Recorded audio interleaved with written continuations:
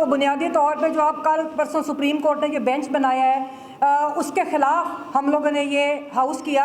आपने देखा कि जस्टिस एजाजुल एहसन जो उस कमेटी के रुकन है जिसने बेंच कॉन्स्टिट्यूशन कमेटी के, उन्होंने ख़त लिखा chief justice Pakistan justice Faiz Isa को, और उन्होंने अपने रिजर्वेशंस का इजहार किया कि जो बेंच मिलिट्री कोर्ट्स के हवाले से उनकी अपील सुनने के लिए जो बेंच बनाया गया है, वो बेंच के अंदर जिस तरह प्रैक्टिस एंड प्रोसीजर की प्रोविंस को पामाल किया गया और साथ उन रवायात को पामाल किया गया जिनकी बुनियाद के ऊपर बेंच बनते हैं, तो उन्होंने अपने उन खदशात रिजर्वेशंस को ख़त की शक्ल में चीफ जस्टिस के सामने रखा।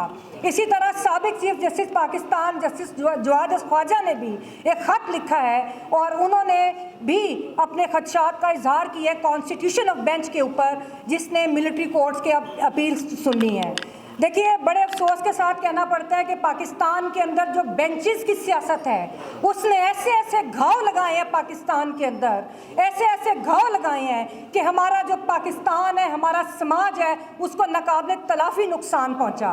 ये बेंचेस की जो सियासत थी ये इंसाफ देने के लिए नहीं, ये जो बेंचेस बनाए जाते हैं वो अफसोस के साथ कहना पड़ता है कि मनपसंद फैसले लेने के लिए बेंचेस बनाए जाते हैं, और यही आज मिलिट्री कोर्ट्स के हवाले से हमें नज़र आ रहा है और हम सब लोग अपनी रिजर्वेशंस का इजहार करते हैं। बल्कि आप ये देखें कि जो पीडीएम ने कानून साजी की, जस्टिस फ़ायज़ ईसा पार्लियामान के अंदर गए, वो बड़ी जमहूरियत को शाबाश देने पार्लियामेंट के अंदर गए। ये वही पीडीएम थी जिसने वकला प्रोसीजर वो प्रोटेक्शन एक्ट बनाया। उसके बाद जितना जुल्म वकला के ऊपर आया हुआ, जमहूरियत नाम नहाद जमहूरियत के अंदर इसकी मिसाल नहीं मिलती। इसी तरह जो प्रैक्टिस एंड प्रोसीजर एक्ट है उसको बना के जिन सुप्रीम कोर्ट की रवायात को पमाल करके इंसाफ का कत्ल किया जा रहा है, उसकी भी मिसाल हमें नहीं मिलती। अभी चंद दिन पहले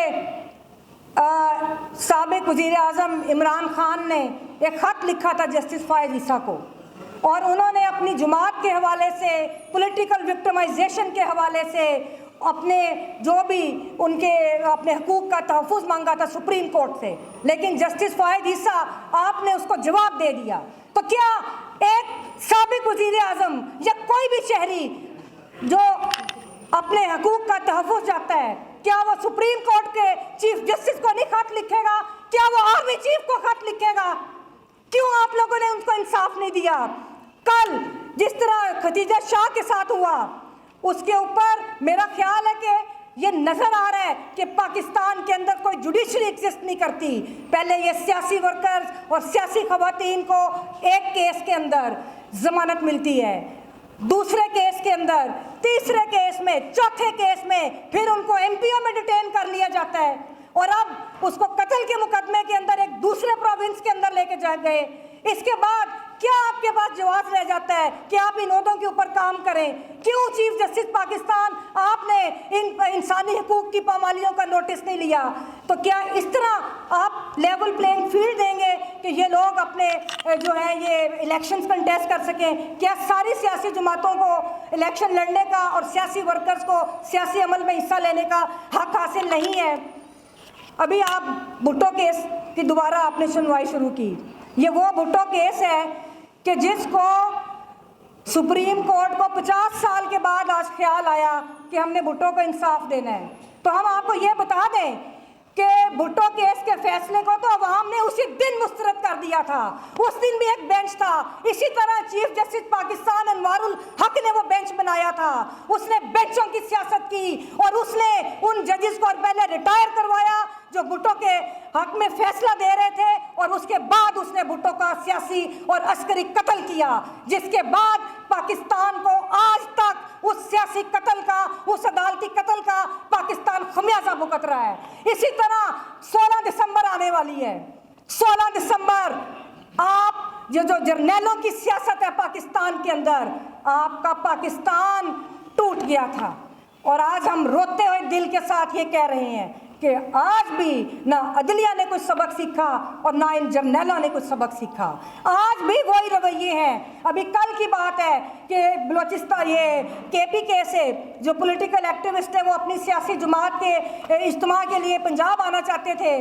تو ان کو جب روکا گیا تو انہوں نے کہا کہ ہم تمہیں پختونستان بنا کے دکھائیں گے. تو کیا تم پھر پاکستان کو توڑنا چاہتے ہو؟ ہمارا یہ سوال ہے کہ کیا تم پھر پاکستان کو تم نے بنگلہ دیش بنایا, اس کو تم نے کنگلا دیش بنا رہے ہو, کیا تم پھر اور پاکستان کے ٹکڑے کرنا چاہتے ہو؟ تو ابھی بھی شرم کرو, ابھی بھی کوئی سبق سیکھو, کوئی جو آپ کی تاریخ ہے, سیاہ تاریخ ہے, اس سے کوئی سبق حاصل کرو.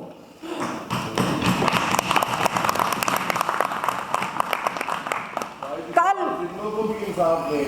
جی یہی بات اب ہونے لگی ہے. کل ایک اور واقعہ ہوا کہ بلوچستان ہائی کورٹ کے اندر پتہ چلا, ڈویژن بینچ بیٹھا تھا کہ ایک کیس کے اندر بلوچستان کینٹ میں کوئی نوٹسز کی کسی کیس میں تعمیل کرانے کے لیے گئے تو عدالتی اہلکاروں کو روک دیا کہ آپ ادھر کینٹ میں داخل نہیں ہو سکتے.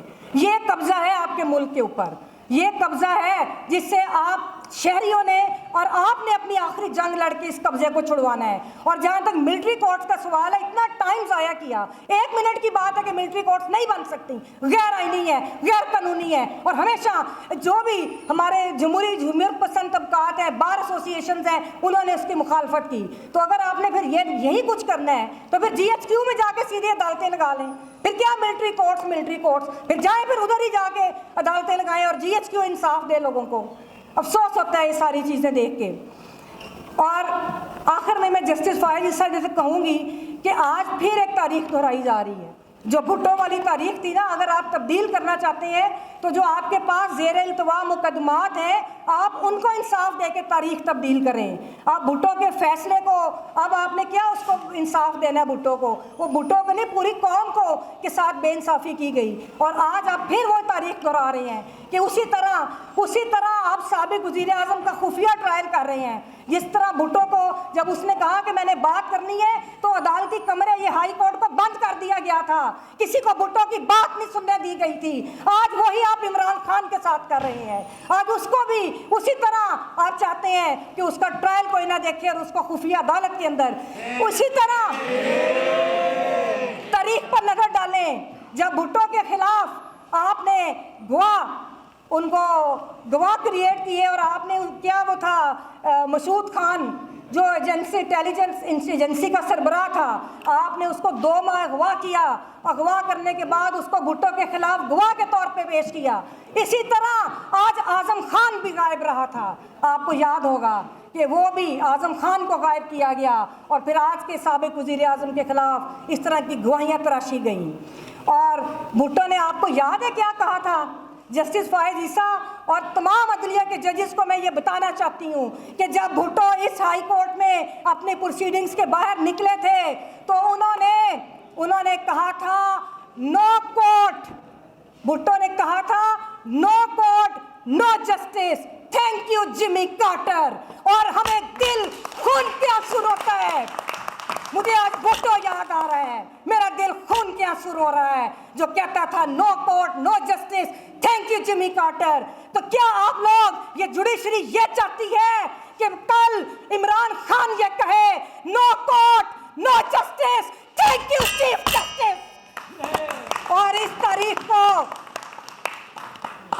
بچا لو, ابھی بھی وقت ہے, پاکستان کو بچا لو. بہت شکریہ.